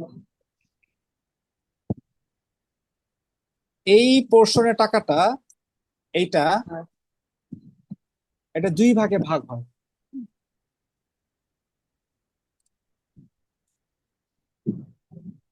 এটা দুই ভাগে ভাগ হয়।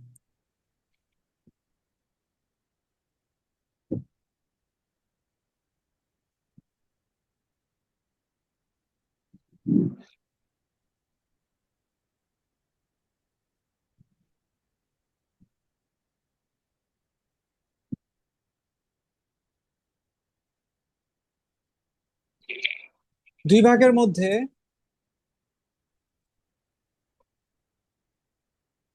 একটা পার্সন খায়, একটা পার্সন রিটেইন হয়ে যায়, রিটেইন করা হয়।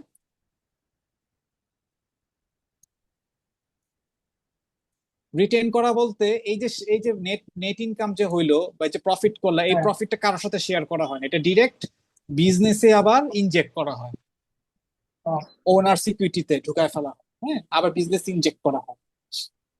আর আরেকটা পার্ট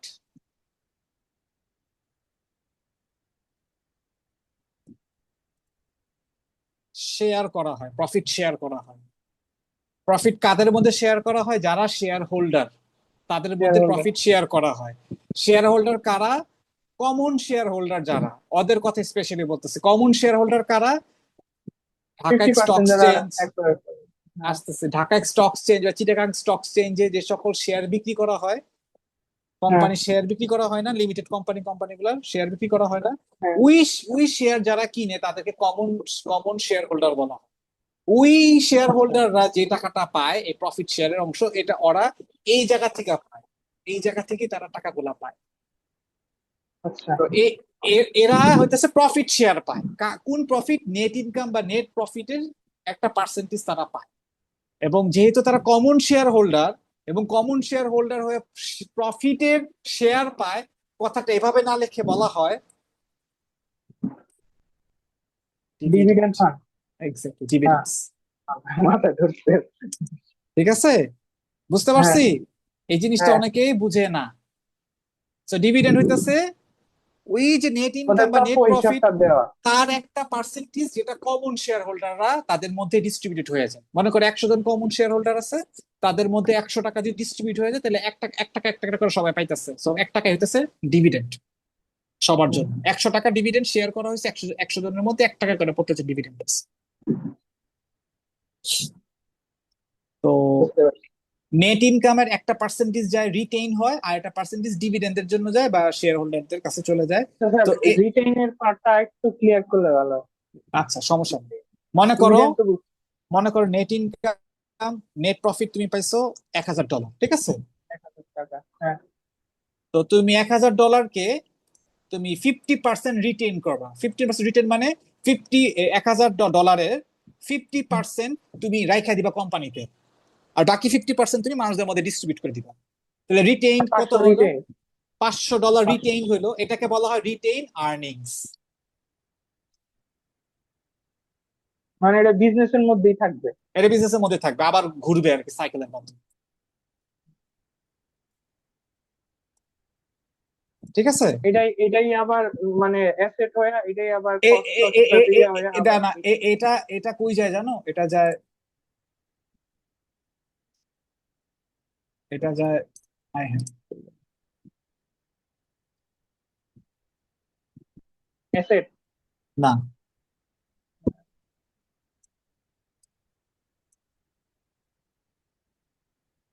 ওনার সিকিউরিটি মূলধন, বুঝতে হুম। পারছি। কারণ এটা তো তুমি ব্যবসা আয় ব্যয় করেই পাচ্ছ, এটা তোমার প্রফিট না। এই প্রফিটটা হুম। চাইলে তুমি পুরোটা খায় ফেলতে পারো, অথবা তুমি রিটেন করে ফেলতে পারো যে না এটা আমি খাবো না, এটা ব্যবসার জন্য। এই দেখো, এই যে দেখাই তোমাকে, দেখো খেয়াল করি। এই যে দেখো, এই যে আইটেমটা, রিটেইন আর্নিং, এই রিটার্ন তার মানে আর্নিংস এটা থেকে ইনকাম আসছে। ট্যাক্স সব কিছু বাদ দিয়া এটা। হ্যাঁ, এই রিটার্ন আর্নিংস, আচ্ছা রিটার্ন আর্নিংস থেকে পাইছি তাহলে। নেট প্রফিট থেকে। হ্যাঁ, নেট নেট প্রফিটের প্রফিটের একটা একটা পার্ট। পার্সেন্টেজ, হ্যাঁ একটা পার্ট। পার্ট। দেখো দেখাই তোমার, দেখাই ঘটনাগুলো। এই জায়গায় রিটার্ন আর্নিংসটা কই আছে, তো কনসোলিডেটেড, তো কনসোলিডেটেড হইতেছে সবগুলোর কম্বিনেশন, কোম্পানির একটা পার্ট দেখাই। ইউজ টাকা হিসাব, এগুলো করতে করতে নাকি মুখস্থ পর হয়ে পর, গেছে। পর পর খালি ইয়া কোটি কোটি আর্থিক টাকা। অবস্থা, ব্যালেন্স শিট।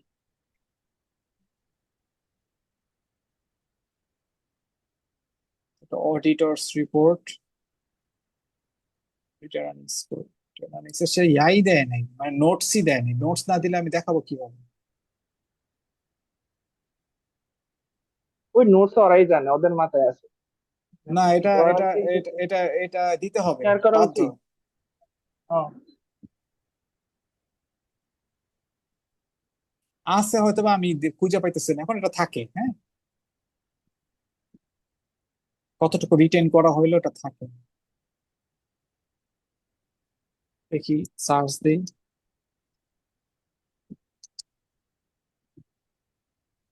দুইটা সার্চ রেজাল্ট আছে। তো তিনটা পাইছি। এই যে রিটেন আর্নিংস, দেখছো? দেখছো নেট রিটেন? প্রফিট, ওই যে আফটার ট্যাক্স। হ্যাঁ, কই থেকে পাইছি, দেখছো দেখছো? সো ওই যে শেয়ার ক্যাপিটাল রিভ্যালুয়েশন করছে, করার পর নেট প্রফিট নেট আফটার ট্যাক্সে একটা ট্যাক্স থেকে পার্সেন্টেজ, হ্যাঁ হ্যাঁ right. So cash cash dividend dividend, হইতেছে, শেয়ার ওই যে হোল্ডার যেমন ডিভিডেন্ড ভাগ দিয়ে দিছে, করে হ্যাঁ দিচ্ছে। ওদেরকে দিয়ে দিছে। হ্যাঁ, এটা হইতেছে প্রফিট ফিগার, নেট প্রফিট হুম। ফিগার। এখান থেকে এই যে নেট প্রফিট আফটার ট্যাক্সের ইয়ার এন্ড হইছে এখানে, এর মধ্যে বাদ দিছে কি, ওই যে যাদেরকে ডিভিডেন্ড দিয়ে দিছে। যতটুকু সো প্রাপ্য যতটুকু ডিভিডেন্ড শেয়ার দিয়ে হোল্ডারদের দিছে, অংশ, এক্স্যাক্টলি, বাকিটুকু কি, বাকিটুকু রিটেন করছে, এই যে রিটেন। এটা আবার ব্যবসায় খাটাবে। হ্যাঁ, এমনকি মাথায় ঢুকছে, লজিক ঢুকছে। Yes, আচ্ছা, yes. আমি বলছিলাম না আমি প্রত্যেকটা লাইন পড়াবো এবং কেন কোনটা মিনিং কি শিখাবো।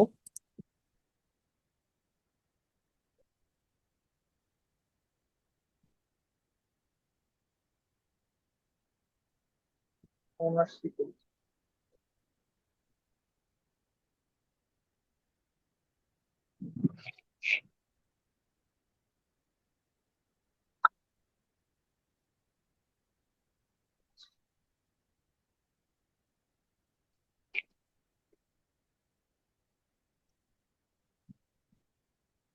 আচ্ছা, so does not specify timing or duration expected return, so এগুলা কি, এগুলা আমরা পরে আলোচনা করব। সো এই যে current and future profit, EPS, এগুলো সবই আমরা পরবর্তীতে আলোচনা করব। মডার্ন কর্পোরেশন শেয়ার হোল্ডার ম্যানেজমেন্টকে আলাদা করে। শেয়ার হোল্ডার হইতেছে মালিক পক্ষ, ম্যানেজমেন্ট হইতেছে সিইও, তারপর এক্সিকিউটিভস, এরা হইতেছে ম্যানেজমেন্ট যারা কোম্পানির জন্য কাজ করে।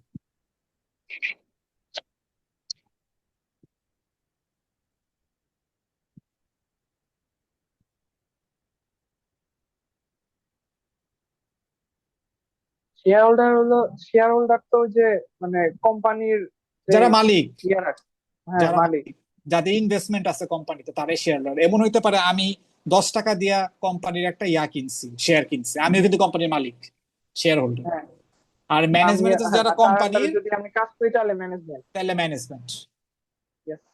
এইচআর, তারপরে অ্যাকাউন্ট, আচ্ছা, এগুলা হ্যাঁ, হলো ম্যানেজমেন্ট। আচ্ছা। Management acts as the agent for for the owners of the firm. An agent is an individual authorized by another person called the principal to act in latter's behalf. So principal and management বুঝতে হবে, principal হইতেছে ওনার্সরা আর agent হইতেছে ম্যানেজমেন্টরা। So এই যে agent theory যেটু পরে পড়বো, agent theory নিয়ে কথা বলবো, দেখবা যে এজেন্ট থিওরি বা এজেন্টের সাথে প্রিন্সিপালের কনফ্লিক্ট হয়, এগুলা নিয়ে আর কি দেখাই তোমাকে। মানে স্যার, সিইও যেই মিশন আর ভিশন রাখে ওইটা বাস্তবায়ন করাই হলো ম্যানেজমেন্টের কাজ, এরকম না হ্যাঁ হ্যাঁ, বিষয়টা? বাস্তবায়ন করা ম্যানেজমেন্টের কাজ, কিন্তু অনেক সময় ম্যানেজমেন্ট টার্গেট বাস্তবায়ন হোক বা না হোক, দিন শেষে তারা বেতন পাইতেছে না। হুম। আচ্ছা, তারা তো স্যালারি পায়, কিন্তু হ্যাঁ। কোম্পানি যদি লসে থাকে স্টিল তারা স্যালারি পায়। হ্যাঁ। তো আলটিমেটলি লুজার কারা হয়? যারা ইনভেস্টরস, কারণ কোম্পানি লসে গেলে তারা কোনো প্রফিট পাবে না, কিন্তু ম্যানেজমেন্ট কিন্তু ঠিকই বেতন পাচ্ছে দিন শেষে। তখন একটা কনফ্লিক্ট তৈরি হয়। ওই জিনিসটাই হইতাছে এজেন্সি থিওরি, ওই জিনিসটা নিয়ে কথা বলি। এই যে দেখো, Jensen and Meckling develop a theory of the firm based on agency theory. Agency theory কি বলছে? যে branch of economics relating to the behaviour of principals and their agent. Agent এবং প্রিন্সিপালসদের মধ্যে যে বিহেভিয়ার একটা সম্পর্ক আছে, ওই সম্পর্কটা এজেন্সি থিওরি। দেখো কি বলে, principals must provide incentives so that the management acts in the principal's best interest and then monitor results. So কেন প্রিন্সিপাল ইনসেন্টিভ দিবে ম্যানেজমেন্টকে? এই যে প্রিন্সিপাল কি করে, বেতনটা কারা দেয়? অ্যাকচুয়ালি প্রিন্সিপালরাই দেয়, মানে কোম্পানির মালিক পক্ষরাই দেয়। এখন তুমি হ্যাঁ। চিন্তা করো, কোম্পানি যদি বইলা দেয় যে তুমি যদি ব্যবসা প্রফিট বাড়াইতে পারো, তার 1% বা 2% তুমি বেতনের সাথে পাবা, তখন কি করবে? হ্যাঁ। তখন ওইভাবে এফোর্ট দেওয়া শুরু করবে, মানে ম্যানেজমেন্ট এটাই বলছে, এই যে কথাই বলছে যে এজেন্সি, মোটিভেট করা লাগবে। হ্যাঁ, ইনসেন্টিভ দেওয়া লাগবে বা ইনসেন্টিভাইজ করতে হবে। তো যদি না বেতন দেয় না তাহলে বাড়ে খালি যদি বলে বেস্ট পারফরমেন্স দাও, তাহলে তো ম্যানেজমেন্ট কাজ বন্ধ করে করবে দেবে। না, কারণ ও তো দিন শেষে বেতন পাইতেছে, হ্যাঁ। ও ও অলস থাকবে। তো ও হ্যাঁ। বলতেছে যে তাহলে কি করতে হবে, ইনসেন্টিভ দিতে। কিভাবে ইনসেন্টিভ দিতে পারে? ইদার স্টক দিতে পারে, পার উইক দিতে, বোনাস দিতে পারে, আবার বোনাস। অনেক সময় ভয়ও দেখাইতে পারে, সেটা দিতে পারে। যে তুমি যদি না উঠাইতে পারো তোমার বের করে দিতে, এটা হইতে পারে। আমি মানে বুঝাতে হয় পারছি, এখন। আমি হ্যাঁ। মানে বুঝাতে পারছি। আচ্ছা, আমি যদি এরকম থিওরিটিক্যাল কোশ্চেন করি কখনো, মনে রাখবা যে মানে একদম মুখস্থ কিছু লিখতে হবে না। তুমি যে বুঝছো বিষয়টা, ওটা নিজের ল্যাঙ্গুয়েজে আমাকে এক্সপ্লেন করতে পারলে ইউল গেট দ্য মার্কস। ঠিক আছে? ইনশাল্লাহ পারবো, কারণ আমিও তো কোম্পানিতে কাজ করি, এই বিষয়গুলো সো আমিও। মোটামুটি বুঝো, হ্যাঁ রাইট, ওটা বুঝো। হ্যাঁ। আচ্ছা, wealth maximization does not preclude the firm from being socially responsible at the corporate level. এটা অ্যাকচুয়ালি এটা বুঝাইছে, তুমি ওয়েলথ ম্যাক্সিমাইজ করতে গিয়ে তুমি এনভায়রনমেন্টের বা সোসাইটির ক্ষতি করতেছো। যেরকম সমানে ফ্যাক্টরিতে, কারখানাতে প্রোডাকশন করতেছো, হ্যাঁ। ওটাতে কালো ধোঁয়া মানে গ্রিন কোটি হাউস কোটি গ্যাস লাখ লাখ বের হয়ে, টাকা ইনকাম, কিন্তু ন্যাচারাল ডিজাস্টার। এটা করা যাবে না। সো এইখানেই আসে তোমার সিএসআর, কর্পোরেট সোশ্যাল রেসপন্সিবিলিটি, তোমাকে রেসপন্সিবল হতে হবে। So assume we view the farm as producing both private and social goods. Social goods টা কিন্তু ভালো জিনিস, যেটা সোসাইটির জন্য বেনিফিশিয়াল, সেটি ইকোনমিক্স থেকে আসছে। ইকোনমিক্স পড়ে থাকো আগে, আই গেস তুমি ব্যাচেলর ইকোনমিক্স পড়ছো, রাইট? হ্যাঁ। ব্যাচেলর ইকোনমিক্স ছিল, রাইট? এই কোর্সটা না। থাকে, ইংলিশ লিটারেচার নিয়ে পড়লে ইকোনমিক্স থাকে। তো যাই হোক, কর্পোরেট গভর্নেন্স কি represent the system by which corporations are manage and control, মানে প্রত্যেকটা কর্পোরেট যেই সিস্টেমের আন্ডারে ম্যানেজ হয়, কন্ট্রোল হয়, সেটা কর্পোরেট গভর্নেন্স। এই বোর্ড অফ ডিরেক্টর রেসপন্সিবিলিটি গুলো লাগবে না। সার্ভান্স অস্তি অ্যাক্ট, হ্যাঁ, এইটা you read it on your own. আমি স্লাইড শেয়ার করে দেবো, you read on your own. এটা আমি মানে এটা অ্যাকাউন্টিং এর একটা অংশ, এগুলা লাগবে না। সো আর একটা ছোট্ট জিনিস আছে, ওটা এটা কি একটু, কোনো ধারা, মানে ওটা, মানে হ্যাঁ ওটা একটা রুল, এটা অ্যাকাউন্টিং এর রুল। আমরা ফাইন্যান্স এটা দরকার পড়ে না, বাট জানা উচিত, কারণ আমরা কি জানি, তোমরা অ্যাকাউন্টিং পড়ে আসছো কোর্স, ইজন্ট ইট? হ্যাঁ। মানে আমরা এটাই করার হ্যাঁ। কথা, সো আমরা এটাই ধরে নিই। আচ্ছা, আরেকটা জিনিস হচ্ছে বিভিন্ন ফর্ম অফ বিজনেস, মানে 3 টাইপের ফর্ম হয় বিজনেস। একটা হচ্ছে সোল প্রোপাইটারশিপ, একটা হচ্ছে পার্টনারশিপ, একটা হচ্ছে কর্পোরেশন। সোল প্রোপাইটারশিপ হচ্ছে তুমি একাই ব্যবসার মালিক, একজন। এক মালিকানা সত্ত্ব যেটা। হ্যাঁ। হ্যাঁ, এটাই সোল প্রোপাইটারশিপ। পার্টনারশিপ হচ্ছে পার্টনার। 2 আর 2-এর চেয়ে বেশি পার্টনারশিপ যখন থাকে। আমি আমার আমার এক্সপিরিয়েন্স বলে 2 থেকে 20 জন, এর বাইরে হয় না পার্টনারশিপ বিজনেস। 2 থেকে 20 জনের মধ্যেই থাকে। হ্যাঁ, রিস্ক আর কর্পোরেশন প্রফিট বোথ একসাথে ভাগ হয়ে যায় পার্টনারশিপে। এখন ডিপেন্ড করে কার কত শেয়ার, হইতে পারে কারো এক হ্যাঁ, পার্সেন্ট কারো 50% হইতেই পারে, ডিপেন্ডিং আপন কার কত শেয়ার। ঠিক আছে। আচ্ছা, কর্পোরেশনটা হইতেছে একটু গুরুত্বপূর্ণ। কর্পোরেশনটা হইতেছে তোমার কোম্পানিকে, you made it a corporation, it has become public limited company. Corporation becomes separated from you and the firm itself. মানে কর্পোরেশন যখন আলাদা একটা হয়ে যায়, এন্টিটি।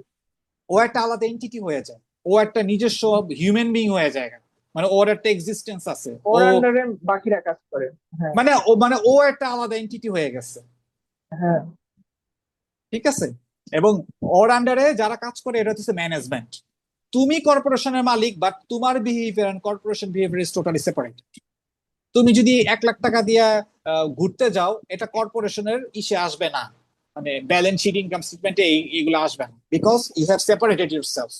যখন কর্পোরেশন হয়ে গেছে, it has been separated from you, entity হয়েছে। এবং কর্পোরেশন কর্পোরেশন মার্কেটে শেয়ার সেল করতে পারে, ওর নিজের শেয়ার পাবলিকদের মধ্যে কেনা বেচা করতে পারে। কর্পোরেশনের পাওয়ার আছে, কিন্তু সোল স্যার প্রপার্টারশিপ বা আপনার ভয়েস পার্টনারশিপ। কাটা কেটে যাচ্ছে এখন ঠিক আছে। ভয়েস।